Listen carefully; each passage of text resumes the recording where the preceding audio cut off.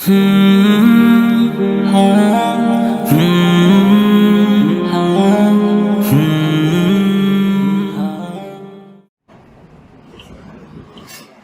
لله وكفى وسلام على عباده الذين اصطفى أما بعد فأعوذ بالله من الشيطان الرجيم بسم الله الرحمن الرحيم قال الله سبحانه وتعالى في كتابه الكريم والفرقان العظيم يا أيها الذين آمنوا اذكروا الله ذكرا كثيرا وقال تعالى في موضع آخر ومن أعرض عن ذكري فإن له معيشة ضنكا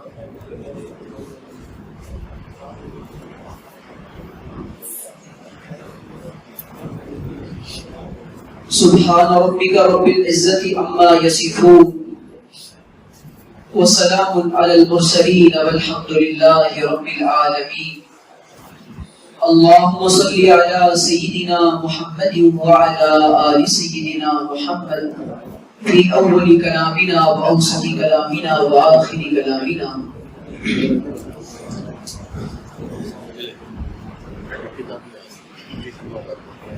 میرے عزیزوں، دوستوں، ساتھیوں، بزرگوں، مسجد کا یہ نورانی ماحول ہے. عصر کی نماز ہم سب ادا کر کے بیٹھے ہیں. اس مجمع میں بہت سے اکابر علماء تشریف فرما ہیں اور اکثر علماء وہ ہیں جو عمر میں اس سے بڑے ہیں، اور میں یہ سمجھتا ہوں کہ علم میں بھی سارے ہی علماء مجھ سے زیادہ ہیں. تعمیل حکم میں ان حضرات کی موجودگی میں دوبارہ اپنا سبق دہرانے کی جسارت کر رہا ہوں. اللہ سے دعا ہے کہ اللہ تعالیٰ مجھ طالب علم سے صحیح بات نکلوائے، اور اللہ کرے کہ وہ باتیں ہمارے لیے نافع ہوں اور ہم ان پر عمل کریں. نصیحت کو حسن عمل درکار ہے ناصح، نصیحت کو حسن عمل درکار ہے ناصح. یہ بہتر ہے کہ لفظوں کی بجائے زندگی بولے، یہ بہتر ہے کہ لفظوں کی بجائے زندگی بولے. اللہ کے یہاں عمل کا معاملہ چلتا ہے، اور اللہ تعالیٰ کو احسن عمل مطلوب ہے. ایک تو عمل کا ظاہر ہے اور عمل کو انجام دینا ہے کہ نماز کو پڑھا جائے گا. اس کا ظاہر یہ ہے کہ ایک رکعت میں ایک رکوع اور 2 سجدے کیے جائیں گے، قیام کیا جائے گا، قرات کی جائے گی. لیکن وہ نماز جس کا مقصود یاد الہی ہے اور تعلق مع اللہ پیدا کرنا ہے، ایسی نماز مجھ سے اور آپ سے مطلوب اور مقصود ہے.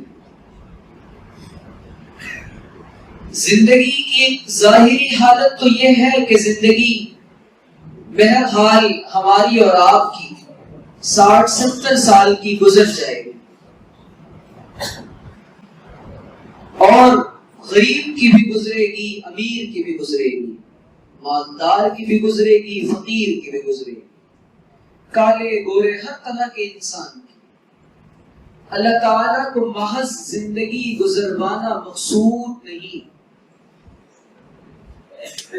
یہ جو عمر عزیز اللہ تعالیٰ نے عطا فرمائی ہے، یہ اللہ نے احسن عمل کے لیے دی ہے. اللہ یہ چاہتا ہے کہ اپنے بندوں کے اعمال کی بہتری اور بندوں کو عمل کے اعتبار سے اچھا دیکھے.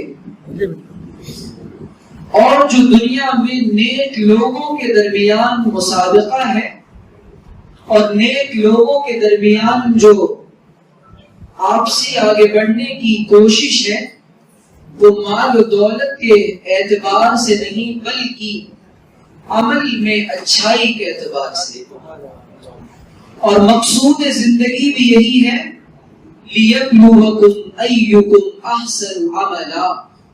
اللہ تعالیٰ نے یہ فرمایا کہ اللہ یہ چاہتا ہے کہ وہ تم کو دیکھے، وہ آزمائے کہ تم میں عمل کے اعتبار سے اچھا کون ہے، احسن عمل کی جو صورت ہے وہ کیا ہے اور اس کی تفصیل کیا ہے۔ نمبر 1، اللہ کے حکم کے مطابق ہو اور طریقہ جناب محمد عربی صلی اللہ علیہ وسلم کا ہو، اور انسان اپنی ظاہری حالت سے اور اپنے دل سے اللہ کی طرف رجوع کرے اور یہ خیال کرے کہ میرا یہ عمل خالص اللہ تعالیٰ کے لیے ہے۔ یہی وجہ ہے کہ نماز جیسی عظیم الشان عبادت کے بارے میں کہا گیا اقیم الصلاۃ لذکری، نماز قائم کریں لیکن مقصد کیا ہو، اللہ کی یاد۔ آج دیکھیں اس وقت پوری دنیا میں جو انسانوں پر بالخصوص مسلمانوں پر وبال آیا وہ غفلت کا وبال ہے، غفلت کا وبال ہے۔ اللہ تعالیٰ ہم جیسے غافل انسانوں کے بارے میں یہ فرما رہے ہیں لَهُمْ قُلُوبٌ لَا يَفْقَهُونَ بِهَا، ایسے ہیں وہ کہ ان کے پاس دل تو ہیں لیکن وہ سمجھتے نہیں، آنکھیں تو ہیں لیکن دیکھتے نہیں، کان تو ہیں لیکن سنتے نہیں، اور یہ تمام اعضاء ہونے کے باوجود وہ کانوں کے اندھے، دلوں پر مہر زدہ اور آنکھوں کے کانوں کے بہرے، آنکھوں کے اندھے ایسے ہیں کہ گویا کہ ان کو بات سمجھ ہی نہیں آتی۔ اللہ کہہ رہے جانتے اس کی وجہ کیا ہے؟ اولئک هم الغافلون، وجہ اس کی یہ ہے کہ وہ سارے کے سارے غافل ہیں۔ اس وقت مسلمانوں پر جو ایک وبا ہے، جو وبال ہے، وہ غفلت کا وبال ہے۔ کس سے غفلت کا؟ اللہ تعالیٰ کی ذات سے غفلت ہے۔ ایک پرندہ جو ہوتا ہے، پرندے کو شکاری اس وقت شکار کر پاتا ہے جب پرندہ آزاد پھر رہا ہو اور اس کے بعد غافل ہو۔ جب تک پرندہ ہوشیار باش رہتا ہے، خبردار اور اٹینشن کی پوزیشن میں رہتا ہے، ساودھان رہتا ہے، شکاری شکار نہیں کر پاتا۔ ایمان والے کا تعلق جب تک اللہ تعالیٰ کی ذات سے جڑا ہوتا ہے یہ شیطان کا شکار نہیں بنتا۔ ایک پل کو تیری یاد سے غافل ہوا تھا میں، ایک پل کو تیری یاد سے غافل ہوا تھا میں، تب سے اپنی ذات کے پنجرے میں بند ہوں۔ ایک پل کو تیری یاد سے غافل ہوا تھا میں، تب سے اپنی ذات کے پنجرے میں بند ہوں۔ اور جانتے اللہ تعالیٰ ایسے لوگوں کے بارے میں فرما رہا ہے وَلَا تَكُونُوا كَالَّذِينَ نَسُوا اللَّهَ، ان لوگوں کی طرح نہ ہو جانا جنہوں نے اللہ کو بھلا دیا۔ اللہ کہتے ہیں جانتے ہو اس بھلانے کا نتیجہ کیا ہے اور اس کا نقصان کیا ہوا؟ فَأَنْسَاهُمْ أَنفُسَهُمْ، وہ خود اپنی ذات سے غافل ہو گئے۔ یعنی انسان کا اور اس کے بنانے والے پروردگار کا جو تعلق ہے وہ ایک محب اور محبوب کا ہے۔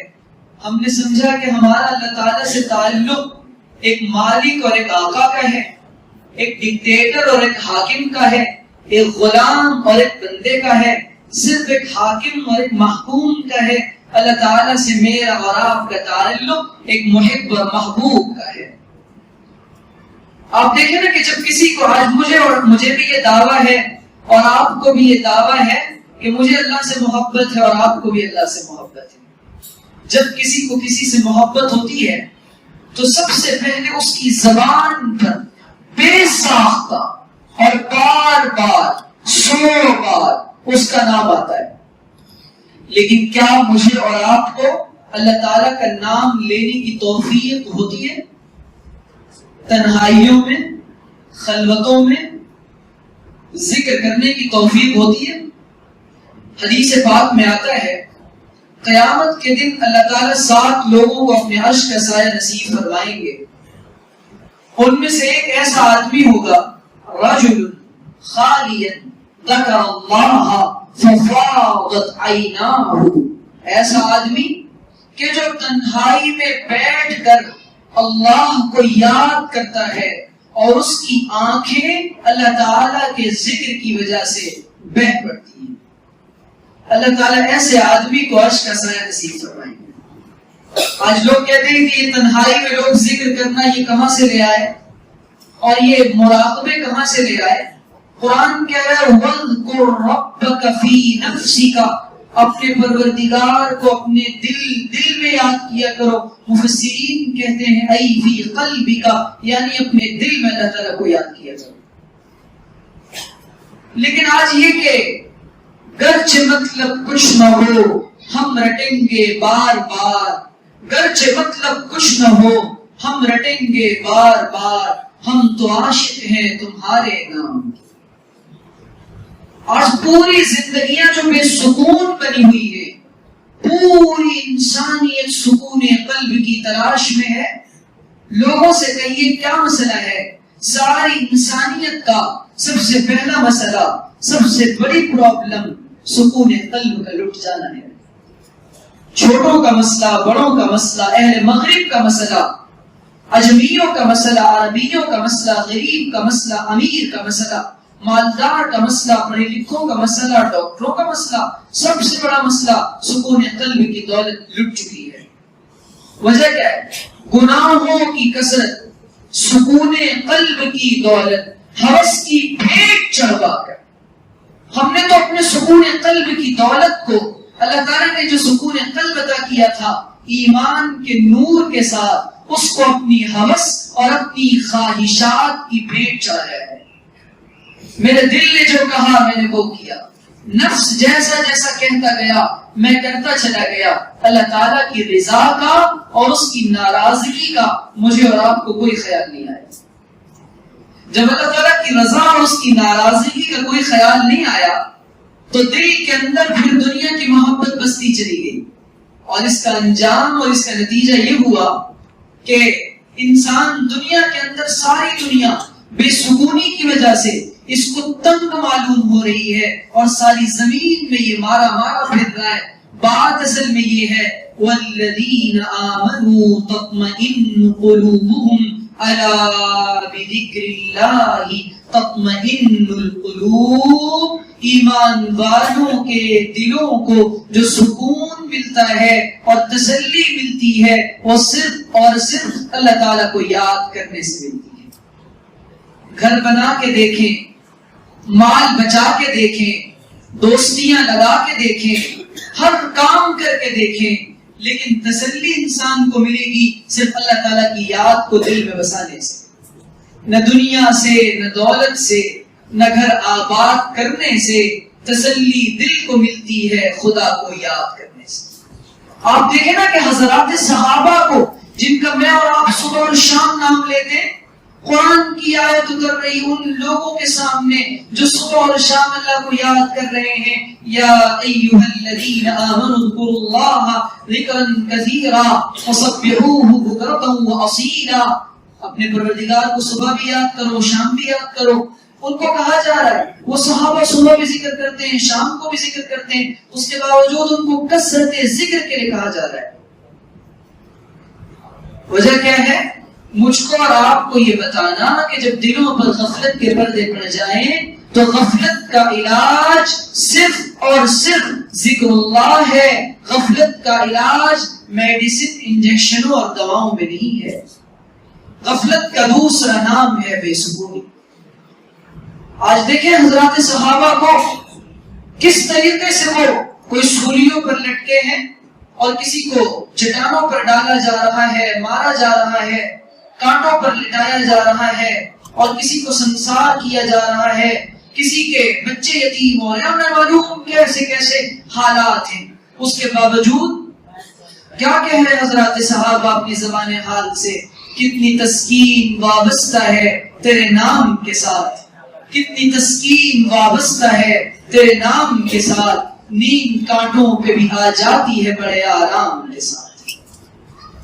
اور پھر صحابہ کے مکانات، جس مادیت کے پیچھے اس وقت دنیا میں دو چیزوں کی جنگ ہے، ایمان کی اور مادیت کی، ایمان کی اور روحانیت کی۔ اور اہل ایمان یہ کہہ رہے ہیں مساجد سے تعلق بنائیں، اللہ سے تعلق جوڑیں، اللہ والوں کی خدمتوں میں آئیں، ذکر اللہ کی عادت ڈالیں اور دجالی فتنوں سے اپنے آپ کو بچائیں۔ اور اہل مغرب اور اہل مادہ اور مٹیریلسٹکس یہ کہہ رہے ہیں کہ تم صرف اور صرف مال کماؤ، دنیا بچاؤ۔ اس وقت یہ جنگ ہے دنیا کے اندر ایمان اور مادیت کی، یہ معرکہ آرائی ہے۔ اور دجال اپنے آنے سے پہلے دنیا میں ایسے افراد اس کو نصیب ہوں گے کہ ان کے دلوں کے اندر دنیا بس چکی ہوگی، اور روایات میں آتا ہے کہ دنیا سے اتنے مرعوب ہوں گے، اللہ تعالیٰ کی ذات سے ان کا تعلق ٹوٹے گا، اور جس کے نتیجے میں وہ دجال کو خدا مان کر کفر کریں گے۔ اور قرب قیامت سے پہلے وہی لوگ اپنا ایمان بچا سکیں گے جن کا تعلق اہل اللہ سے، ذکر اللہ کے حلقوں سے اور صحبت صالحین سے اور دین کی محنتوں سے ہوگا، ورنہ ایمان بچانا بڑا مشکل ہو جائے۔ آج ہمارے اوپر حالات آتے ہیں تو ہم سب کچھ چھوڑ دیتے ہیں۔ حضرات صحابہ کرام پر ہم سے زیادہ حالات تھے، لیکن وہ صحابہ یہ کہہ رہے تھے اپنی زبان حال سے، کیونکہ ان کے سامنے دنیا کی حقیقت تھی، اور میرے سامنے نبی نے فرمایا کہ جب میری امت دنیا کو قابل وقار چیز سمجھنے لگے گی اور آپس میں گالی گلوچ اختیار کرے گی، سقطت من عین اللہ، امر بالمعروف نہی عن المنکر کو چھوڑ دے گی، تو حرمت من برکت الوحی، تو وحی کی برکات سے محروم ہو جائے گی، اور اللہ تعالیٰ کی نگاہوں سے یہ امت گر جائے گی۔ آج ہم اللہ کی نگاہ سے گر گئے، کیونکہ ہمارا سوچنا، ہماری فکریں، ہماری سوچ کا محور یہ سارا دنیا کے لیے، اور حضرات صحابہ کی نظر میں اس دنیا کی کوئی اہمیت نہیں تھی۔ وہ زبان حال سے کہتے تھے نور میں ہو یا نار میں رہنا، نور میں ہو یا نار میں رہنا، ہر دم یاد یار میں رہنا، چند جھونکے خزاں کے سہلو، پھر ہمیشہ بہار میں رہنا۔ وہ صحابہ جانتے تھے کہ اللہ تعالیٰ نے مجھ سے ابدی جنت کا وعدہ کیا ہے، اور جب اللہ نے ابدی جنت کا وعدہ کیا ہے تو اس فانی اور زوال ہونے والی دنیا کے پیچھے کیا پریشان ہونا۔ لیکن آج چونکہ ہم لوگوں کو اللہ تعالیٰ کے نام کا ذائقہ اور اللہ کے نام کی لذت اور اس کے نام کی چاشنی اور مٹھاس نصیب نہیں ہوئی، اس لیے ہم اللہ کی یاد میں بیٹھتے نہیں۔ ہمارے بزرگوں میں بزرگ گزرے حضرت شبلی رحمۃ اللہ علیہ، ان کے سامنے جب کوئی اللہ کا نام لیتا تو ان کے پاس ایک میٹھی ڈلی ہوتی تھی، وہ کہتے تھے پھر کہو، تو کہتا اللہ، تو اس کے منہ میں ایک ڈلی ڈالتے تھے، کہتے پھر کہو، کہتا اللہ، پھر اس کے منہ میں، کہتے تھے جس نام نے میرے کانوں میں رس گھول دیا ہو میں اس کے منہ کو میٹھا کیوں نہ کروں۔ یہ اللہ تعالیٰ سے محبت تھی، اور اللہ کے ذکر کا ایسا نور تھا، اور ایسا اپنے آپ کو ان لوگوں نے پابند بنایا تھا۔ اہل علم حضرات تشریف رکھتے ہیں، علم اور ذکر ان دونوں کا آپس میں تلازم ہے۔ اگر علم ہو اور ذکر نہ ہو فتنے کا باعث بنے گا، نہ ٹھہراؤ آئے گا، نہ سکینت آئے گی، نہ فراست آئے گی، نہ نور ایمان نصیب ہوگا، نہ اس کے بغیر قبولیت نصیب ہوگی، نہ تعلق مع اللہ ملے گا۔ علم اور ذکر کو حضرت اقدس مولانا الیاس صاحب کاندلوی نور اللہ مرتضی نے ساتھ اسی لیے جوڑا تھا کہ علم اور ذکر یہ دونوں ساتھ ساتھ چلتے ہیں، اور ذاکر دل پر شیطان کا تسلط نہیں ہوتا، اور غافل دل شیطان کا گھر ہوتا ہے، غافل دل شیطان کا گھر ہوتا ہے۔ آج کیا بات ہے کہ تھوڑی دیر بھی بیٹھ کر ہم صبح اور شام اللہ کو یاد نہیں کرتے. اسی لیے اللہ تعالیٰ کو یاد کرنا، حضرت اقدس مفتی محمد شفیع عثمانی نور اللہ مدخلہ نے خط لکھا حضرت تھانوی نور اللہ مدخلہ کو، فرمایا کہ حضرت کتابوں کا پڑھانا بھی ہو رہا ہے، یہ بھی ہو رہا ہے، یہ بھی ہو رہا ہے، لیکن معمولات میں کمی ہے. حضرت نے حضرت مفتی شفیع عثمانی صاحب نور اللہ مدخلہ کو لکھا کہ معمولات کسی حال میں نہ چھوڑیں. اس طرح کا مضمون لکھا اور پوری حضرت تھانوی رحمۃ اللہ علیہ نے ان کو یہ بات ارشاد فرمائی اور ان کی توجہ اس جانب مبذول کرائی. لیکن ہم اور آپ جن اکابر کا میں اور آپ نام لیتے ہیں، وہ اکابر صرف علم کی بنیادوں پر بڑے نہیں بنے تھے، وہ بنے تھے کثرت ذکر اللہ کی بھی بنیاد پر. حضرت نانوتوی رحمۃ اللہ علیہ کا نام تو ہم نے خوب سنا. سوانح قاسمی میں حضرت نانوتوی رحمۃ اللہ علیہ کے حالات میں اور واقعات میں لکھا ہے، حضرت والا رات کے وقت کمرہ بند کر کے ذکر فرمایا کرتے تھے، اور جب حضرت ذکر کرتے تو دیکھنے والوں نے دیکھا کہ جب لا الہ الا اللہ کے ضرب حضرت لگاتے ہیں تو جب لا الہ پہ گردن اٹھاتے ایک سانپ بیٹھا ہوا ہے، وہ اپنا فن اٹھاتا ہے اور الا اللہ پہ زور سے زمین پر مارتا ہے. اور حضرت اقدس قاری صدیق صاحب باندی نور اللہ مدخلہ بہت زیادہ ذکر فرمایا کرتے تھے. اور حضرت اقدس مولانا عبد القادر رائے پوری رحمۃ اللہ علیہ خانقاہ رائے پور میں مشائخ رائے پور نے اتنا ذکر کیا اور اتنا ذکر کروایا کہ خانقاہ رائے پور کے چپے چپے سے اور اس کی در و دیوار سے آج بھی ذکر اللہ کی آوازیں اہل دل کو سنائی دیتی ہیں. جب انسان کے دل میں اللہ تعالیٰ کی محبت بس جاتی ہے اور اللہ کا نام بس جاتا ہے، اس کے نام کی لذت بس جاتی ہے، تو پھر انسان اللہ تعالیٰ کو یاد کرتا ہے، خوب یاد کرتا ہے. تو کم از کم ورنہ غفلت کا انجام کیا ہوتا ہے؟ حضرت مدنی رحمت اللہ علیہ خوب ذکر فرمایا کرتے تھے، ان بزرگوں کا معمول کئی ہزار مرتبہ اس میں ذات کا تھا. مرکز نظام الدین میں ہمارے بزرگوں میں ایک بزرگ رہتے تھے، کاندھلا خاندان سے ان کی نسبت تھی. حضرت مولانا غالب احترام الحسن صاحب کاندھلوی رحمۃ اللہ علیہ، یا میں کچھ نام بھول رہا ہوں، میں نے پڑھا تھا بہت اہم کتاب میں، ان کے خانوادے کے بزرگ نے کتاب لکھی ہے. وہ فرماتے ہیں اپنے بارے میں اپنا معمول نقل کرتے ہیں، ابھی چند سالوں پہلے انتقال ہوا ہے. وہ اپنا معمول نقل کرتے ہیں کہ الحمدللہ روزانہ قرآن کریم کے 40 پاروں کی تلاوت کرتا ہوں. 1.25 لاکھ مرتبہ اللہ تعالیٰ کا نام لینے کی توفیق ہوتی ہے. اور کتابوں کا کاشف العلوم جو مدرسہ چلتا ہے اس میں درس دیتا ہوں اور آنے والے مہمانوں کی ٹوٹی پھوٹی خدمت بھی کرتا ہوں. پھر فرماتے تھے لیکن میرا خیال ہے کہ اس مرکز میں مجھ سے زیادہ ناکارہ کوئی نہیں. وہ جو اعلیٰ ظرف ہوتے ہیں، یہ ایسے لوگ تھے جنہوں نے اپنے آپ کو مٹایا اور انہوں نے اپنے آپ کو کچھ نہیں سمجھا. جیسے اور حضرت اقدس مولانا یوسف صاحب کاندھلوی اور مولانا انعام الحسن صاحب کاندھلوی نور اللہ مدخلہ کے حالات میں لکھا ہے کہ حضرت مولانا الیاس صاحب کاندھلوی رحمۃ اللہ علیہ نے ان حضرات کو کئی ہزار مرتبہ ذکر اس میں ذات دیا تھا، جو بعد میں جا کر 70,000 کی تعداد کو پہنچا تھا. روزانہ ان کا معمول تھا.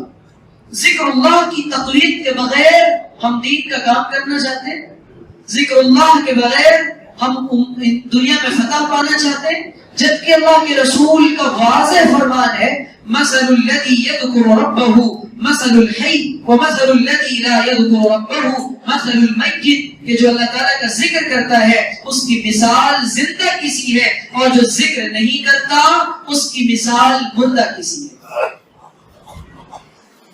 اور آپ نے فرمایا ان لکل شیء سقالہ وسقالۃ القلوب ذکر اللہ، ہر چیز کو سیکل کرنے کا اور چمکانے کا ایک آلہ ہوا کرتا ہے، ایک چیز ہوتی ہے، اور دلوں کو چمکانے کے لیے اللہ تعالیٰ کا ذکر ہے اور اللہ کا نام ہے. اس کے بعد ایک مصیبت یہ ہے کہ ہم اپنی مرضی سے ذکر کرنے لگ جاتے ہیں. کسی شیخ سے ذکر لے کر ذکر کو سیکھ کر تربیت میں رہ کر یہ ذکر کیا جاتا ہے اور کروایا جاتا ہے. یہ سیکھ کر کرنے کی چیز ہے اور کسی کی نگرانی میں کرنے کی چیز ہے. ورنہ انسان ذکر کرے اور اس کے بعد ریاکار بن جائے. حضرت تھانوی رحمۃ اللہ علیہ تربیت السالک میں ایک صاحب نے حضرت کو لکھا کہ حضرت میں ذکر کرتا ہوں، بلند آواز سے ذکر جہری کرتا ہوں، تو لوگوں کو معلوم پڑ گیا ہے کہ میں ذاکر ہوں، لہٰذا میں اپنا ذکر مخفی کرنا چاہتا ہوں اور خاموشی سے کرنا چاہتا ہوں. حضرت نے فرمایا کہ بھائی یہ بتائیں، نہیں فرمایا کہ آپ اپنا ذکر جہری ہی جاری رکھیں گے، اس ذکر کو خفی اور سری نہیں کریں گے. وجہ اس کی یہ ہے کہ اگر لوگوں کے لیے کر رہے تھے تو پھر چھوڑ دیں، اور اگر اللہ کے لیے کر رہے تھے تو باقی رکھیں. یہ ہوتے ہیں اللہ والے جو انسان کی حالت دیکھ کر، مزاج دیکھ کر ان کا علاج کیا کرتے ہیں. تو ایک تو اس زمانے کا جو بڑا فتنہ ہے غفلت، اور غفلت کا نتیجہ بعض دفعہ ایمان سے کفر تک لے کر جاتا ہے. غفلت کا انجام ہمیں نہیں پتا. حضرت عثمان بن عفان رضی اللہ تعالیٰ عنہ کے زمانے میں ایک آدمی آیا. حضرت عثمان بیٹھے تھے، فرمانے لگے ما بال قوم، لوگوں کو کیا ہو گیا ہے، ہمارے پاس منہ اٹھائے چلے آتے ہیں اور ان کی نگاہوں سے بدکاری کا خون ٹپکتا ہے. بدکاری کر کے آ رہا تھا آنکھوں سے، غلط دیکھ کر. تو حضرت نے اس نے کہا یہ کیا ہوا، وہی کا سلسلہ اب بھی جاری ہے. تو حضرت عثمان بن عفان نے کہا اتقوا فراست المؤمن فإنه ينظر بنور اللہ. اللہ تعالیٰ اللہ والوں پر حالات کو کھولتا ہے، لیکن اللہ تعالیٰ ان کو ضبط دیتا ہے کہ وہ مریضوں کو ان کی حالت نہیں بتاتے، ورنہ لوگ اللہ والوں کے پاس آنا چھوڑ دیں گے لیکن وہ علاج تجویز فرماتے ہیں. اور حضرت ہردوئی رحمۃ اللہ علیہ بڑی عجیب بات فرماتے تھے. حضرت فرماتے تھے کہ لوگ اللہ والوں کے پاس اس لیے نہیں جاتے کہ یہ تو گناہ چھوڑنے کے لیے کہیں گے، اللہ والے تو یہ کہتے ہیں گناہ چھوڑ دو. حضرت فرماتے تھے کہ یہ کہنے کی ضرورت نہیں پڑتی صحبت صالح کی وجہ سے اور اللہ والوں کی صحبت کی وجہ سے گناہوں کا کھوٹ دل سے اپنے آپ نکلتا چلا جاتا ہے اور نیکیوں کی توفیق ملنے لگتی ہے. کسی اہل دل کی صحبت جو ملی کسی کو اختر، اسے آ گیا ہے جینا، اسے آ گیا ہے مرنا. کیا کوئی اندازہ کر سکتا ہے ان کے زور بازو کا، نگاہ مرد مومن سے بدل جاتی ہے تقدیریں. نہ تخت و تاج میں نہ لشکر و سپاہ میں ہے، جو بات مرد قلندر کی بارگاہ میں ہے. تو اللہ والوں کی صحبت میں تھوڑی دیر کا بیٹھنا، اور حدیث میں آتا ہے بعض اللہ کے بندے ایسے ہوتے ہیں ان کے پاس بیٹھنے والوں کو بھی محروم نہیں کیا جاتا. اور حضرت لقمان نے اپنے صاحبزادے کو نصیحت فرمائی تھی کہ بیٹا دیکھو، جب تمہیں کسی کے ساتھ بیٹھنا ہو، نیک لوگوں کے ساتھ بیٹھنا، وہ کہیں ایسا نہ ہو کسی برے آدمی کی صحبت میں رہو اور اللہ کا عذاب نازل ہو اور تو بھی اس میں شامل ہو جائے اور تیرا بھی شمار ہو. اس لیے نیک لوگوں کی صحبت میں اپنے آپ کو بٹھائیں. اور حدیث میں نبی کریم علیہ السلام نے فرمایا دوست کے دین پر ہوتا ہے. فَلْيَنْظُرْ أَحَدُكُمْ مَنْ يُخَالِلْ، تم میں سے جب کوئی کسی کو دوست بنائے تو دیکھ لے کہ کس کو دوست بنا رہا ہے. قیامت کے دن یہ دوستیاں جو ہم لگا رہے ہیں ہمارے لیے وبال جان ہوں گی. سوشل میڈیا کی دوستیاں، حرام تعلقات، حرام روابط، غلط تعلقات اور ایسے لوگوں کے ساتھ. بلکہ بعض دفعہ حضرت مجدد الفسانی رحمۃ اللہ علیہ نے ایک واقعہ نقل کیا. ان کے زمانے میں ایک نوجوان تھا، وہ بیمار ہو گیا. اس کے گھر والے آئے بلانے کے لیے کہ حضرت چلیں. حضرت گئے. حضرت اپنی روحانی توجہ